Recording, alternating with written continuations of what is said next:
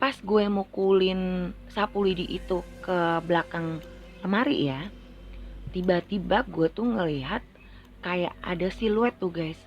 Jadi kayak bayangan hitam keluar dari sela-sela lemari dan tembok tersebut. Nah, bayangan ini nggak jelas guys bentuknya apa.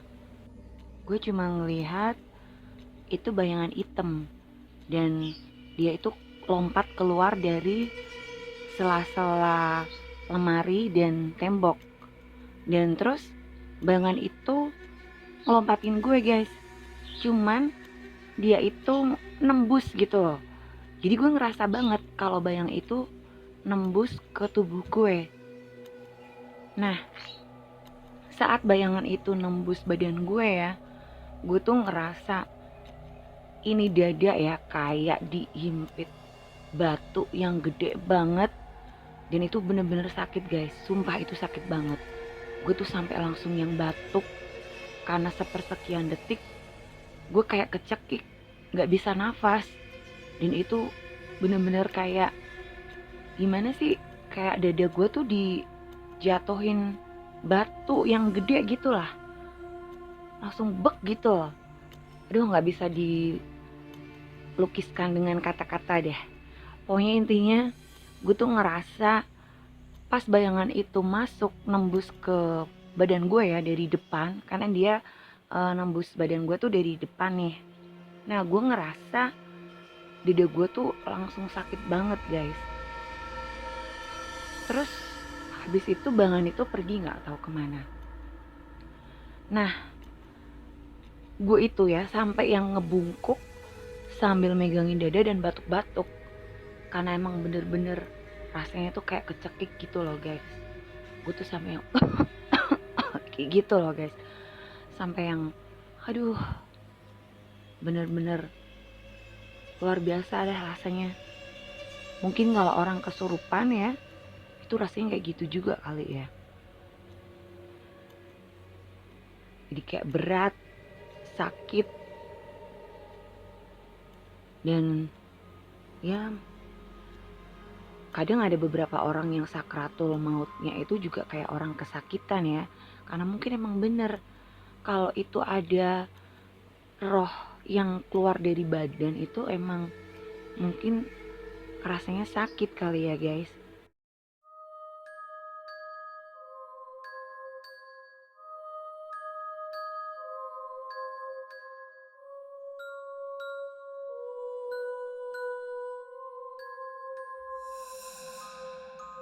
Halo guys, ketemu lagi bareng gue Adele di channel Real Horror Story.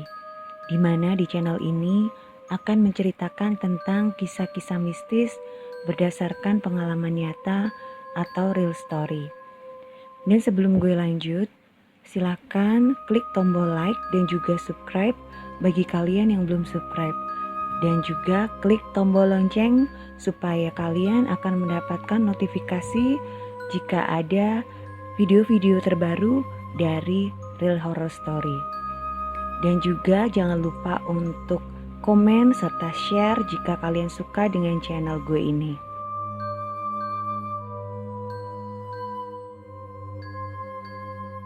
Halo guys, ketemu lagi bareng gue Adele di channel Real Horror Story. Dan kali ini RHS sudah masuk di episode 42.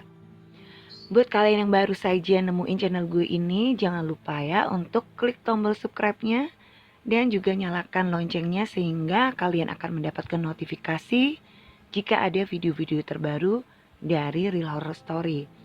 Dan buat kalian yang udah subscribe, terima kasih. Jangan lupa untuk klik like ya, juga komen serta share sehingga gue tambah semangat buat terus menghadirkan cerita-cerita horor yang tentunya bisa menghibur kalian semua para pecinta horror story. Dan tentunya buat yang udah subscribe semoga ditambah rezekinya ya guys, dan diperlancar semua urusan kalian. Amin. Oke, gak usah lama-lama lagi, langsung kita simak ceritanya. Check it out. Nah, cerita gue kali ini adalah pengalaman yang pernah gue alamin sendiri ya.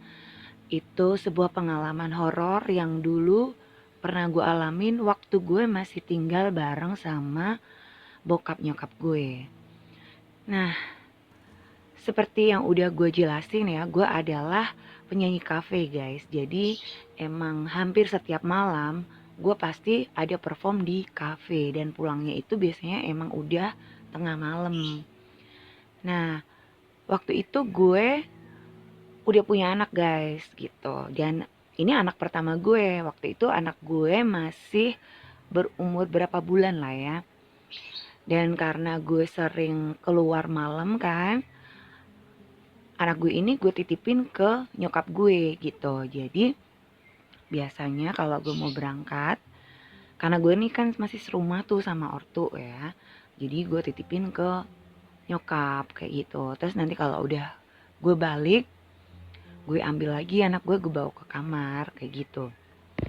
Nah seperti juga malam itu ya, habis perform gue balik ke rumah dan gue bermaksud untuk ngambil anak gue buat gue pindahin ke kamar gue kayak gitu.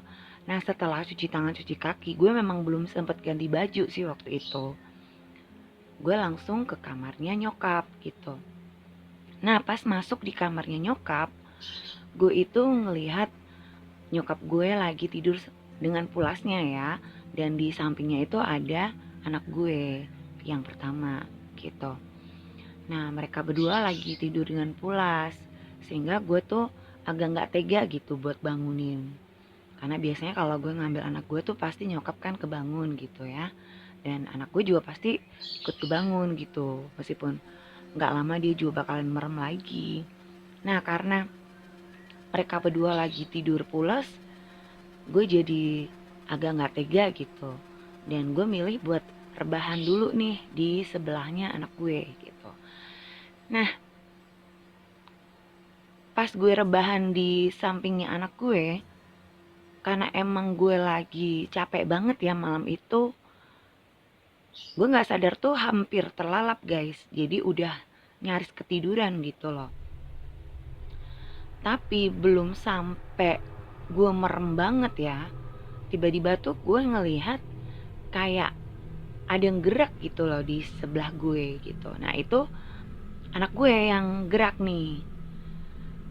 Cuman anehnya gue ngelihat anak gue ini kayak bangun dari tidurnya gitu loh guys. Terus dia tuh duduk. Padahal ya anak gue ini waktu itu umurnya baru sekitar 5 bulanan lah. Dan dia tuh belum bisa duduk guys. Itu aja dia masih belajar miring, baru miring kanan kiri gitu, belum bisa duduk sama sekali. Bahkan miring juga masih belajar gitu lah ya, belum sempurna. Nah gue tuh ngelihat anak gue itu langsung dari posisi tidur dia langsung duduk guys.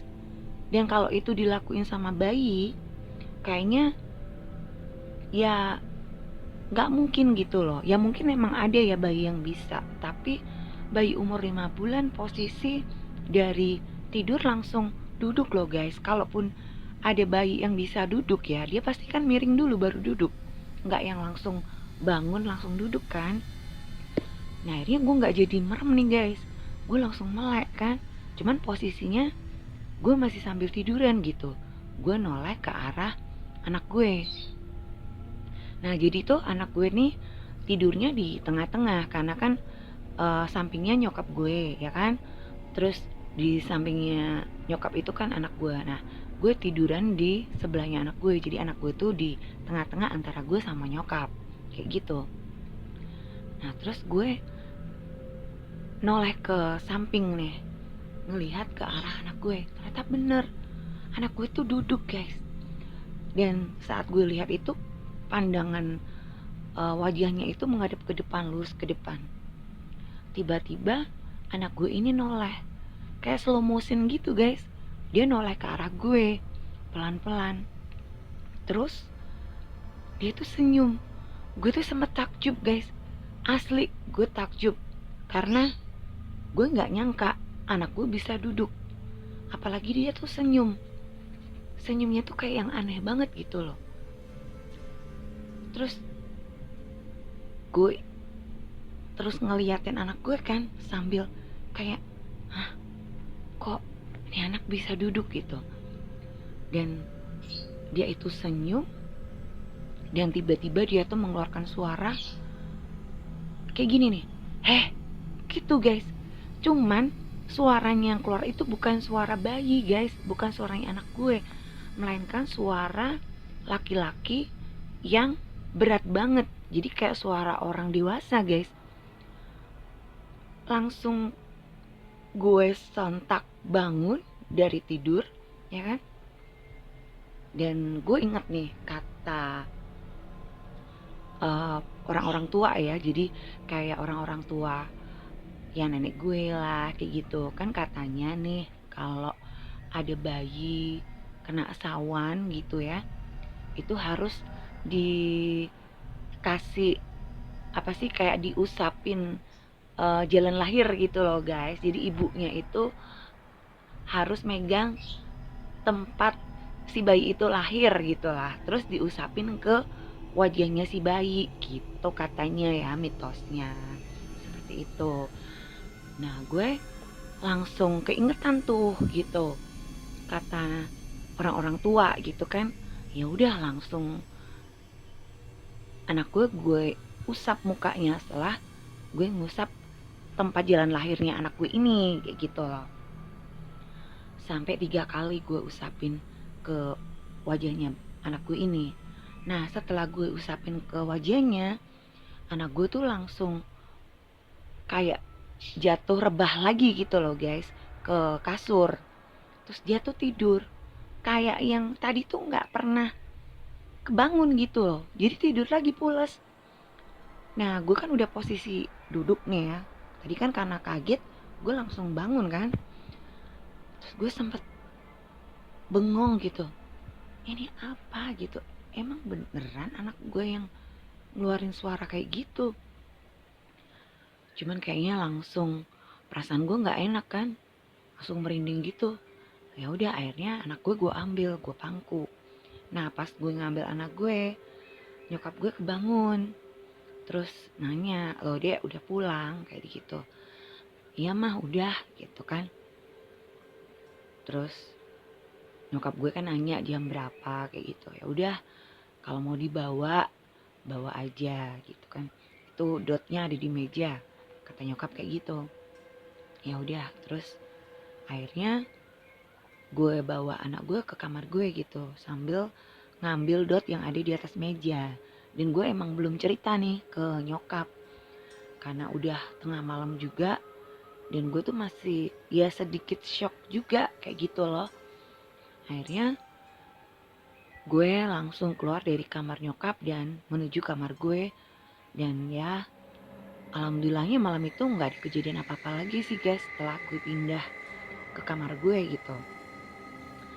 Nah cuman ya guys, anak gue ini emang sering banget rewel setiap menjelang maghrib guys. Itu ya kalau anak gue itu ditaro di kamar, itu menjelang maghrib pasti tuh nangisnya tuh kejer banget. Dan gue gak ngerti kenapa, jadi harus digendong gitu, dibawa keluar dari kamar. Pokoknya kalau ditaruh di kamar, meskipun ada gue pun ya, misal dia gue taruh di kasur gitu dan gue ada di kamar, meskipun gak di kasur, itu nangis pasti dia. Jadi kayak gak mau gitu loh, kayak takut. Jadi kalau maghrib tuh pasti gue gendong, dan misal gue ada kegiatan di luar ya, gue pasti wanti-wanti nih sama mama gitu kan, atau kakak gue. Kebetulan kan ada kakak gue yang juga masih tinggal serumah kayak gitu. Gue nitip gitu, dan jangan lupa kalau pas maghrib tuh digendong karena nih anak pasti rewel kayak gitu. Nah cuman tadinya kan gue nggak punya pikiran negatif ya gue mikir positif aja lah. Mungkin memang nih anak rewel karena ngantuk gitu loh, kan udah mau malam kan, kalau bayi itu kan pasti jam-jam segitu mungkin udah pengen tidur kayak gitu loh, jadi dia rewel. Ya gue mikirnya kayak gitu aja sih guys. Nah cuman karena kejadian malam itu yang anak gue tiba-tiba bangun, tiba-tiba bisa duduk ya, terus noleh ke gue, dan gue itu kayak setengah dibentak gitu, gitu kan. Gue mikir nih, pasti ada yang nggak beres kayak gitu. Akhirnya gue berinisiatif untuk membawa anak gue ke om gue, yang kebetulan memang dia adalah kesepuhan guys. Nah, jadi om gue ini memang apa sih, kayak supranatural gitu loh. Jadi dia memang praktisi supranatural, dan gue langsung datang untuk uh, berkonsultasi ya ke om gue, dan gue pergi ke rumahnya. Terus gue ceritain ke om gue apa yang udah kejadi ke anak gue ini. Dan om gue tuh nyuruh supaya gue itu bikinin gelang dari dingo bengkle guys. Kalau kalian nggak ngerti ya dingo bengkle itu apa, itu kayak semacam akar-akaran gitu. Apa sih, umbi-umbian ya. Jadi kayak jahe gitulah, mirip-mirip kayak gitulah ya. Kayak jahe kencur gitu. Cuman ini kalau bahasa Jawanya itu namanya dingo bengkle. Kalau kalian nggak tahu coba di Google ya. Nanti kalian bisa search deh. Nah, itu kalau di daerah Jawa biasanya digunakan untuk tolak bala, terutama untuk anak kecil, supaya enggak diganggu makhluk-makhluk halus kayak gitu loh guys. Supaya enggak kena sawan. Nah, itu disuruh bikin gelang. Jadi gue beli kayak benang yang kayak karet itu kan. Terus gue potong kecil-kecil itu di ngobengklenya. Setelah gue kupas, gue bersihin, gue potong kecil-kecil, dan gue rangkai jadi kayak gelang. Terus gue pakein di tangannya anak gue. Nah, om gue ini nyuruhnya dua tangannya disuruh pakai. Padahal kan anak gue nih kan cowok ya. Tapi ya udahlah, nggak apa-apa gitu kan. Gue turutin aja. Gue kasih gelang di tangan kanan kirinya. Nah, terus gue sempet nanya sama om gue, lah om, terus ini gelangnya kapan nyopotnya kayak gitu. Terus om gue bilang jangan dicopot, nanti gelang itu bakalan lepas sendiri kalau memang tugasnya udah selesai, kata om gue kayak gitu. Terus gue bilang, lah emang masih cukup om kalau nanti ini anak anak gue itu gede gitu ya. Terus om gue bilang cukup, pasti cukup kalau memang tugasnya sudah selesai, nanti dia bakalan lepas sendiri. Dan emang bener guys, itu gelang ya, itu cukup sampai anak gue itu masuk SD loh guys. Dari bayi padahal. Aneh kan?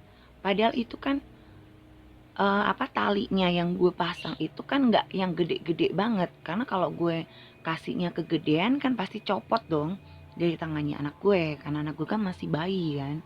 Jadi ya gue kasih ukurannya yang nggak terlalu ketat banget dan juga nggak terlalu molor banget. Yang penting gelang itu nyaman dipakai, nggak kesempitan, dan juga nggak gampang lepas kayak gitu loh. Cuman anehnya ini gelang emang bener-bener sesuai apa kata om gue guys. Nah, gelang yang dipakai anak gue ini kan ada dua ya. Tangan kanan kiri itu pakai gelang semua kan. Nah, yang kiri itu putus waktu anak gue masuk TK. Kalau nggak salah inget ya, itu waktu anak gue naik ke TKB. Tiba-tiba gelangnya itu putus guys talinya. Terus anak gue sempat ngadu sih, katanya gelangnya lepas. Ya udah, ada yang gue bilang nggak apa-apa, kan masih ada satu lagi, gue bilang kayak gitu. Jadi anak gue masih pakai satu gelang guys di tangannya. Dan gelang yang masih sisa satu ini baru lepas itu setelah anak gue kelas 3 atau kelas 4 SD. Coba kalian bayangin guys, itu gelang muat dari anak gue masih bayi umur 5 bulan sampai SD. Gila ya. Jadi di ngoblengklingnya itu udah sampai ngeras, jadi kayak batu. Jadi kayak bener-bener kayak gelang tuh guys. Kayak gelang yang dari biji-bijian tuh. Nah kayak gitu. Karena saking lamanya, udah bertahun-tahun kan dipakai. Nah balik lagi ke cerita gue yang tadi ya.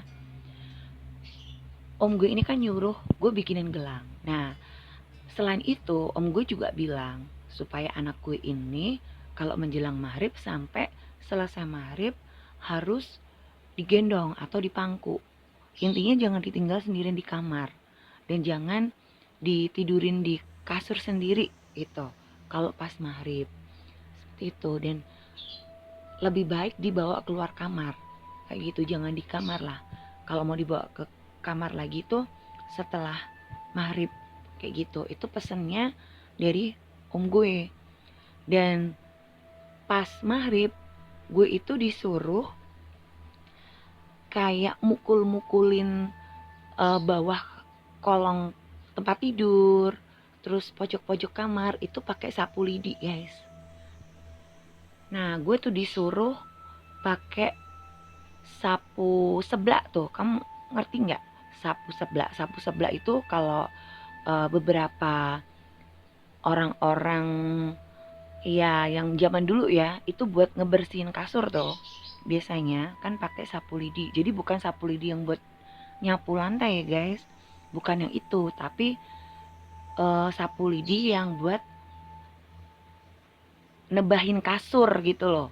Kalau bahasa Jawanya tuh nebahin kasur ya, itu kayak mukulin kasur tuh kalau kita jemur kasur. Nah itu pakai sapu lidi yang itu kayak gitu. Mungkin kalau di kota udah nggak musim ya seperti itu, tapi kalau di pedesaan atau di daerah-daerah itu kayaknya masih banyak lah ya sapu lidi yang digunakan khusus memang untuk ngebersihin kasur seperti itu. Nah itu disuruh sama om gue buat mukul-mukulin ke bawah tempat tidur, jadi kolong kasur tuh sama pojok-pojok kamar. Ya udah gue lakuin, dan disuruh om gue itu dilakuin selama 3 sampai 7 hari, jadi seminggu kayak gitu. Ya udah akhirnya gue lakuin kan sampai seminggu. Nah di hari ke 6 atau ke 7 ya, gue agak lupa. Waktu itu gue udah bawa anak gue keluar gitu, jadi gue titipin ke nyokap. Sebelum maghrib gue titipin ke nyokap, dan gue mulai kayak mukul-mukulin sapu lidi gitu lah ya di dalam kamar gue, di bawah-bawah kolong kayak gitu, juga di sudut-sudut kamar. Nah pas gue mau mukulin sapu lidi itu di sudut kamar yang dimana di situ tuh ada lemari, jadi ada lemari pakaian tuh. Cuman karena lemarinya itu nggak terlalu nempel banget ke tembok, jadi kayak ada celah gitu loh guys antara lemari dan tembok. Itu memang celahnya tuh nggak yang gede, jadi nggak bisa dimasukin orang sih di situ, cuman celah dikit lah. Tapi sapu lidinya bisa masuk ke situ. Nah jadi gue pukulin tuh ke situ, karena kan udah biasa ya, gue udah ngelakuin itu selama seminggu dan nggak ada kejadian apa-apa, jadi ya gue santai aja. Gue pukulin ke situ, gue sebrakin gitu kan, gue pukulin ke belakang lemari, antara lemari dan tembok itu. Pas gue mukulin sapu lidi itu ke belakang lemari ya, tiba-tiba gue tuh ngelihat kayak ada siluet tuh guys, jadi kayak bayangan hitam keluar dari sela-sela lemari dan tembok tersebut. Nah bayangan ini nggak jelas guys bentuknya apa, gue cuma ngelihat itu bayangan hitam dan dia itu lompat keluar dari sela-sela lemari dan tembok, dan terus bayangan itu ngelompatin gue guys. Cuman dia itu nembus gitu loh, jadi gue ngerasa banget kalau bayangan itu nembus ke tubuh gue.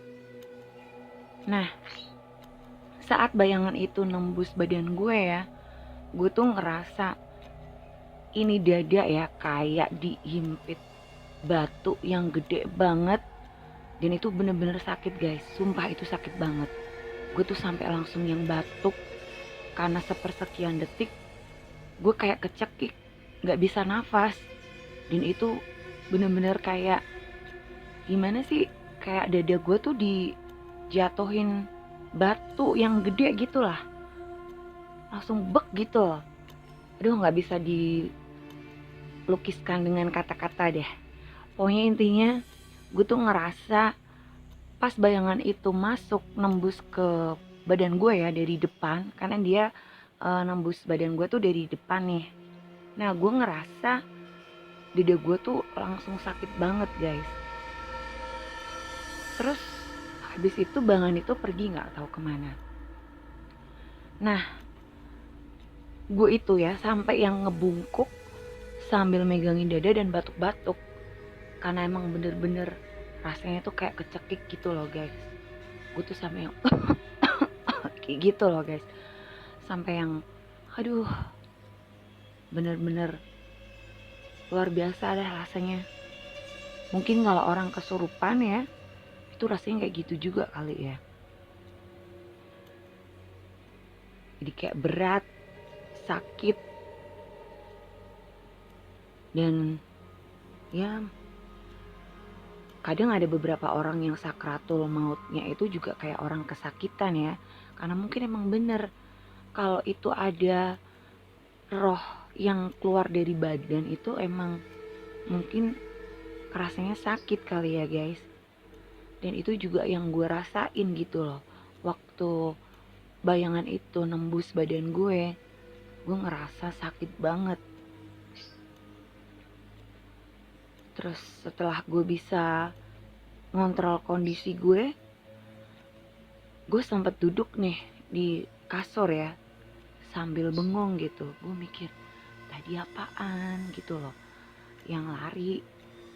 Gue bener-bener gak ngerti itu apa gitu. Jadi dia kayak sosok bayangan manusia sih, cuman gak jelas itu perempuan atau laki. Karena emang bener-bener cuman hitam doang guys gue liatnya, cuman kayak siluet gitu loh. Gedenya itu ya gak yang gede-gede banget sih.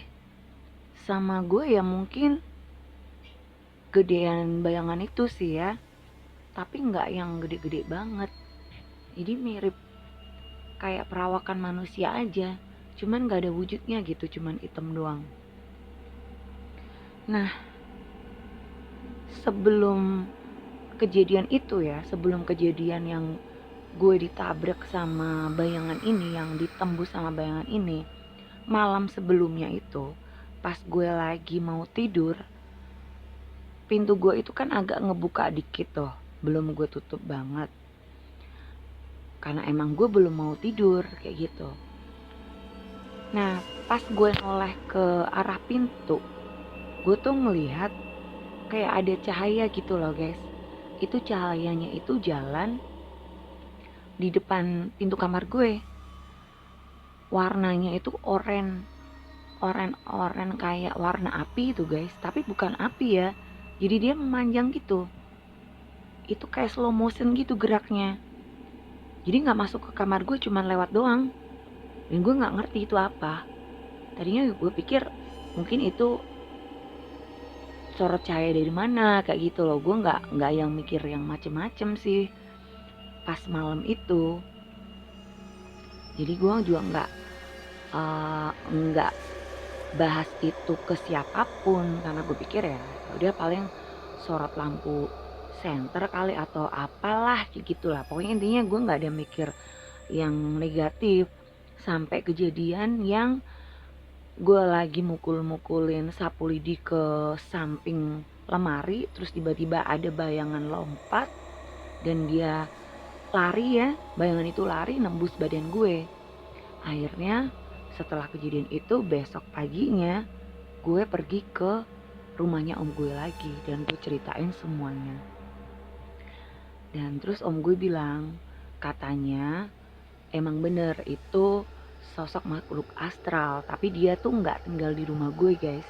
Jadi dia kayak cuman lewat, terus dia ngeliat ada bayi, dia suka kayak gitu loh. Kan emang kalau bayi itu rawan diganggu sama makhluk halus ya, karena bayi itu kan murni energinya, jadi kayak bau harum gitu. Dan makhluk-makhluk astral tuh seneng banget, dan dia bermaksud memang ngegodain. Itu makanya anak gue pasti nangis setiap menjelang maghrib, karena itu makhluk emang datangnya pas menjelang maghrib.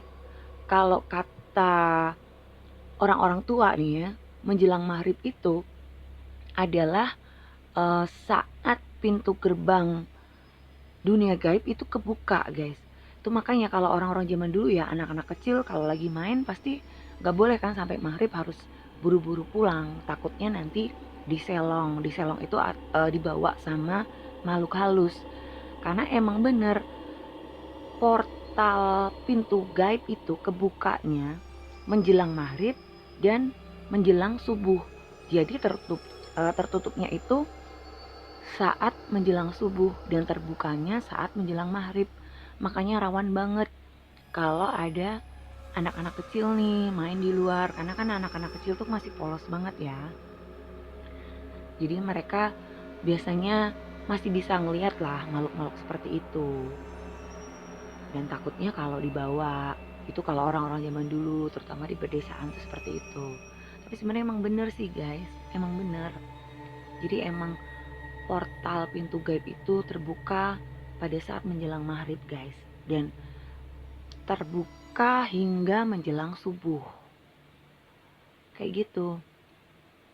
Dan kata om gue, makhluk itu tuh sebenarnya cuma lewat, tapi lihat anak gue terus dia seneng, jadi dia terus datang terus kayak gitu dan menggoda anak gue sehingga anak gue selalu nangis setiap menjelang maghrib. Nah, setelah gue pukul-pukulin itu dan akhirnya kena, makhluk itu udah pergi. Itu kata om gue, dan katanya sih makhluk itu udah gak bakalan berani balik lagi ke rumah gue. Gue juga gak tahu bener atau enggak, tapi yang jelas emang ya setelah itu gak ada kejadian apa-apa sih guys. Anak gue juga udah gak pernah rewel lagi setiap menjelang maghrib kayak gitu. Cuman ya tetap aja kalau mau maghrib gue pasti bawa anak gue keluar kayak gitu, nggak yang gue taruh di dalam kamar, nggak, gue tidurin dulu lah. Karena kalau kata nyokap gue ya, itu pamali kalau tidur pas maghrib takutnya nanti jadi rep-repan kayak gitu. Jadi ya udahlah, anak gue juga nggak gue tidurin kalau mau maghrib. Nanti kalau udah lewat maghrib baru gue tidurin atau gue bawa ke kamar kayak gitu. Nah itu udah semua cerita yang pernah gue alamin ya, udah gue ceritain ke kalian semua. Semoga cerita gue kali ini bisa menghibur kalian, khususnya para pecinta horror story. Dan buat kalian ya guys yang mungkin punya pengalaman horor nih, yang real story ya atau pengalaman nyata, boleh juga mungkin cerita-cerita dari teman-teman kalian atau keluarga kalian ya. Bisa kalian share dan kalian kirimkan ke email dari Real Horror Story. Nanti alamat emailnya ada di deskripsi ya guys. Nanti kalian bisa lihat di sana. Dan sekarang Horror Story juga ada Spotify-nya guys. Nanti link Spotify-nya juga gue cantumin di deskripsi. Kalian bisa lihat di sana. Oke guys, sekali lagi jangan lupa ya, mohon bantuannya buat klik like, komen, serta share sehingga gue tambah semangat nih untuk bikin video-video terbaru tentang kisah-kisah horor atau kisah-kisah mistis berdasarkan pengalaman nyata untuk kalian semua. Dan akhirnya sampai di sini dulu. Jangan lupa jaga kesehatan dan jangan lupa bahagia. Sampai jumpa.